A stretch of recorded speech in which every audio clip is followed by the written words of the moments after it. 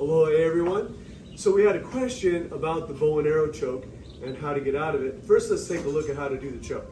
So if Steven's in front of me, our initial rules of back control, chest to back, are still going to apply. So we're going to want to set up our seatbelt and then try to get our hooks in. And then what I like to do is thread my thumb when we roll the collar so that this side can get nice and deep. That way, I can actually get the tap right away just from that. But if we're going to try the bow and arrow, then what I want to do is I want to use my monkey feet. So you're going to take your size 13s and transfer them over the outside of the foot. Then I bring my head over with his head so there's no space. And then this hand, I'll control his hand until I can get to the leg. Okay, you can either grab the actual muscle or the leg itself, and then his body's the bow, my foot's the arrow. And there you go.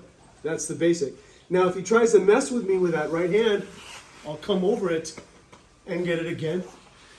Or I can put my knee in his back and turn to my side so that I have good posture control.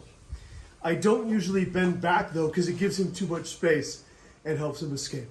So that's the basic of the bow and arrow choke. All right, so our first goal is back control. So once we're in here, we're going to get chest to back, set up our seatbelt, and get our hooks in. Okay? I want to stay very, very close to him because I want no space in the arm. Then, thumb, threads, and turns, and my other hand comes up so there's no space. Done correctly, I'll get the tap right away.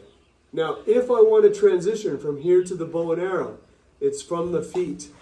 So you take your size 13s, control the leg, and pass the leg so that my other foot's on the outside of his arm and leg. This is super lucky if I get both. I'm going to keep my knee tightly compressed. Come on over. You can grab the pants or the leg itself. Now his body becomes the bow. Your leg becomes the arrow. If I need to, and he's messing me with that arm, I'll come over and capture the arm. Or I can come in tight with my knees on my side so I'm not carrying his weight and press in as I pull back. All right? That's the bow and arrow choke. So with the setup, get your hooks in, turn it up, control the hand, pass the legs to get that control. Then keep him tight, get his leg, and turn. Okay? If you need to, you can come over the arm, or you can turn to the side and notice the knees are in this 4x4 position here, so that at the end, it's nice and tight. All right, now Jordan got injured in a judo tournament, but he can still learn and train if we're careful around the injury. So, same thing with the back control, rolling, getting this in for the choke. Now, I'm not gonna get my hooks in to protect his injury, but what we will do is just bring this across to the outside. So that now we have that set up. He's sambo today with no gi pants, so we're gonna grab the muscle itself. And notice how I stay close when I do this.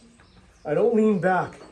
It's like I'm telling him a secret, because part of it is I want this really tight arc in the arm here so that there's very little gap for him to be able to control. And then we're setting this up. If we need to, we can go over the arm or push into the kidney for the bow and arrow.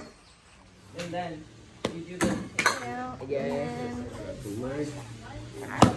This here.